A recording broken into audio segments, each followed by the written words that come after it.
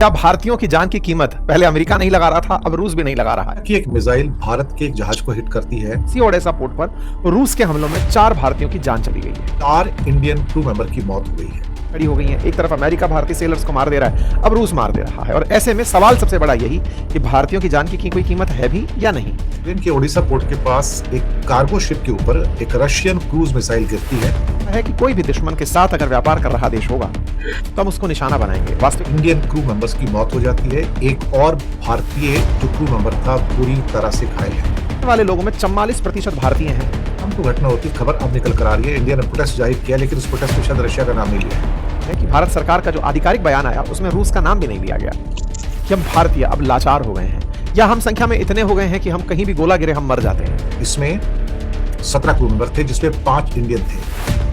ये नहीं बताया गया कि ये हमला रूस का था, तो विदेश मंत्रालय ने प्रत्यक्ष रूप से रूस का नाम लेने से इनकार कर दिया। या कहीं भारतीयों की जान की कीमत पहले अमेरिका नहीं लगा रहा था, अब रूस भी नहीं लगा रहा है। मैंने बताया था कि स्ट्रेट ऑफ हॉर्मुज जैसा संकट अब कर्च स्ट्रेट पर आ रहा है।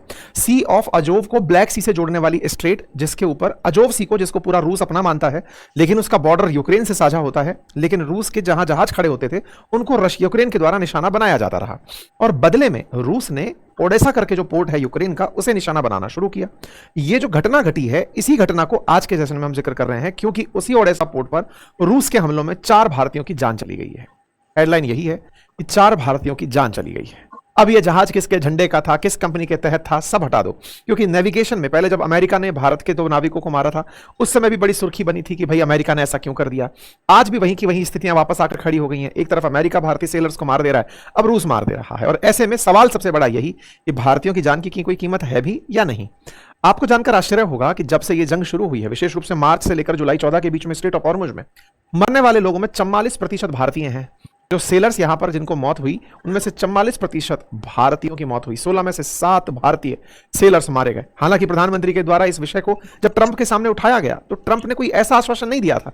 हाँ भाई ध्यान रखेंगे टाइप से कह दिया गया कि हाँ ये टफ जॉब है, इसमें चैलेंजेस आते हैं, जॉब को टफ बताकर कह दिया गया। ये नहीं कि भारतीय सीफेरर्स हैं तो उसका क्या करेंगे। तो अल्टीमेटली क्या कर रहे हैं हम? भारत सरकार कुछ कर रही है या रूस को जिम्मेदार ठहराया गया है? अमेरिका तो चलो आपके साथ में शत्रुता निभा रहा है, रूस तो मित्रता निभाता है। क्या उसको कुछ बोला? जानकर आप आश्चर्य करेंगे।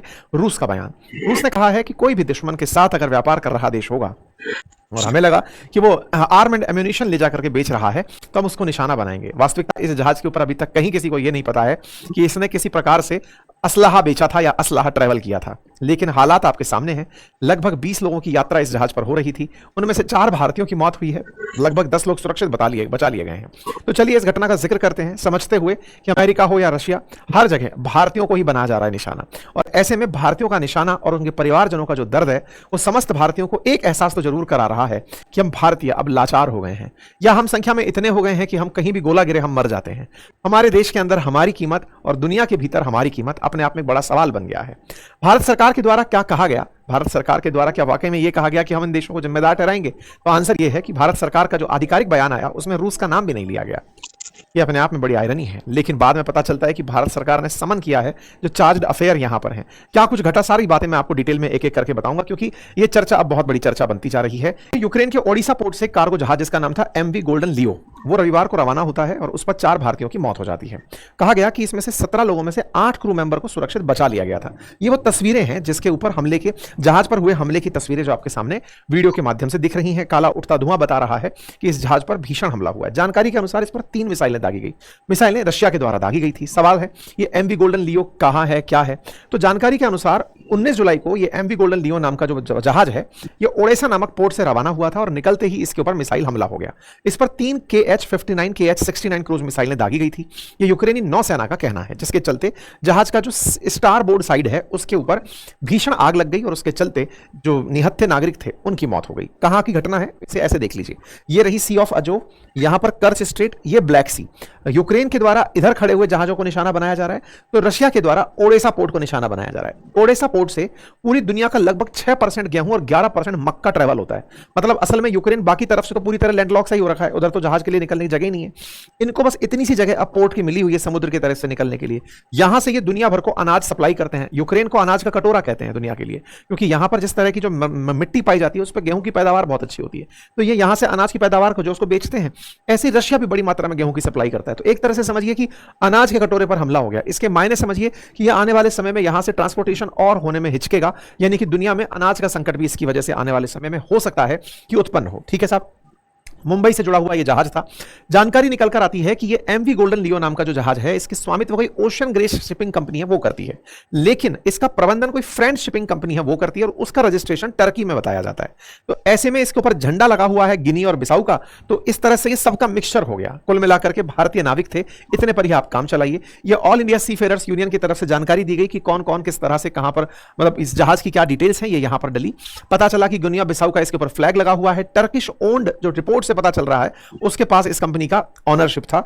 लेकिन इंटरनेट पर जो इस समय जानकारी तैर रही है वो ये कि ओशन ग्रेस शिपिंग कंपनी, जिसका भारत के अंदर भी कोई स्वामित्व का ट्रेस है। अब इसके बारे में कितनी सच्चाई है, ये रिपोर्ट्स के माध्यम से पता चली हुई बात है, लेकिन फिर भी हम केंद्रित इस बात पर करते हैं क्योंकि पिछले टाइम पर भी हम ये बात देख चुके हैं कि भारतीयों की मौत पर यह कह करके कि नहीं साहब, झंडा तो दूसरे देश का था, हमें क्या लेना देना। ये जो फ्लैग ऑफ प्रेफरेंस है ना, इससे हम थोड़ा साइड में हटते हैं, क्योंकि आप और हम जानते हैं कि शिपिंग कंपनीज जिस भी तरह से चल रही होती हैं, वो अपनी कन्वीनियंस के हिसाब से किसी ना किसी देश के जहाज का झंडा या देश का झंडा लगा के अपने जहाज पर चल रही होती हैं। एनीवे, तो फिलहाल के लिए इस जहाज पर हमला हुआ, जानकारी इंटरनेट पर उपलब्ध हुई, कंपनियों के नाम निकल कर आए। इन कंपनियों के नाम के बाद चर्चा हुई मरने वालों की, तो इसमें 4 लोग जिनकी पहचान अखिल जोयन, गुरप्रीत सिंह भट्ट, जगन सिंह और अभिषेक निषाद के रूप में हुई। इन लोगों की मौत की तस्वीरें, परिवारजनों से रिलेटेड जानकारियां, उनके दुख की तस्वीरें इस समय सोशल मीडिया पर वायरल हैं। तमाम परिवारों के अंदर इस बात का बहुत गम है, तमाम प्रकार की सुर्खियां हेडलाइन बन चुकी हैं, तमाम प्रकार की जानकारियां इस समय निकल कर आ रही हैं कि कैसे परिवारजन दुखी हैं और आसपास के लोग, प्रशासन उन्हें सांत्वना देने के लिए जा रहे हैं। चर्चा भारत की अगर की जाए तो भारत के विदेश मंत्रालय के अनुसार यह जानकारी जब दी गई तो बताया कि एक अफ्रीकी देश था जिसका झंडा लगा हुआ जहाज था, उस पर 17 क्रू मेंबर थे, 5 भारतीय उसमें शामिल थे, जिनमें से 5 भारतीयों के ऊपर से जब हमला हुआ तो उनमें से 4 लोगों की मौत हो गई। यहां पर पहले तो डेटा दिया गया विदेश मंत्रालय की तरफ से, लेकिन यह नहीं बताया गया कि यह हमला करा किसने था। हमारा मिशन है यूक्रेन के अंदर, वो इस बात को प्रॉपर मैनेज देख रहा है, लेकिन यह नहीं बताया गया कि यह हमला रूस का था। तो विदेश मंत्रालय ने प्रत्यक्ष रूप से रूस का नाम लेने से इनकार कर दिया, या कहिए तो बच गए, निकल कर चले गए। इसके बाद हमारे मंत्री जी का बयान आया, उन्होंने इस बात पर बहुत दुख जताया। इसके बाद में विदेश मंत्रालय की तरफ से जो रूस के चार्ज्ड अफेयर हैं, राजदूत कहा जाए जिन्हें, प्रभारी राजदूत जिन्हें कहा जाए, उन्हें समन किया गया और समन करके भारत का जो पक्ष है वो उनके सामने रखा गया। तो रशियन चार्ज्ड अफेयर हैं व्लादिमीर लेदनोव, इन्हें कल बुला करके समन करके अपना पक्ष बताया गया। अपने पक्ष के बाद में यह हेडलाइन निकल कर आती है कि रशियन चार्ज्ड अफेयर को भारत ने बुलाया और उन्हें अपनी बात कही। तो उसका क्या रूस की तरफ से जवाब आया? बिल्कुल आया। रशिया ने कहा कि हम दिल्ली के साथ लगातार संपर्क में हैं, लेकिन साथ में यह भी कहा कि हम संपर्क में तो हैं, लेकिन रूस की तरफ से उन जहाजों पर हमले जारी रहेंगे जिनमें यह दावा किया जाता है कि वो यूक्रेन को हथियार, गोला बारूद या अन्य कोई सैन्य सामग्री पहुंचा रहे हैं। तो रूस ने इस बात पर अपनी तरफ से एक तरह से साफ कह दिया, जबकि इस जहाज पर अभी कोई इस बात की जानकारी नहीं निकली कि इस पर वेपन जा रहे थे, लेकिन इनका कहना है हमें लगेगा कि वेपन है तो हम हमला कर देंगे। ये क्रेमलिन की तरफ से जवाब था। सवाल वहीं की वहीं खड़ा है, क्या व्यापारी जहाज अब सुरक्षित हैं? क्योंकि अब तक सेना के जहाजों को निशाना बनाया जाता था, लेकिन अब शायद वो नहीं दिख रहा है।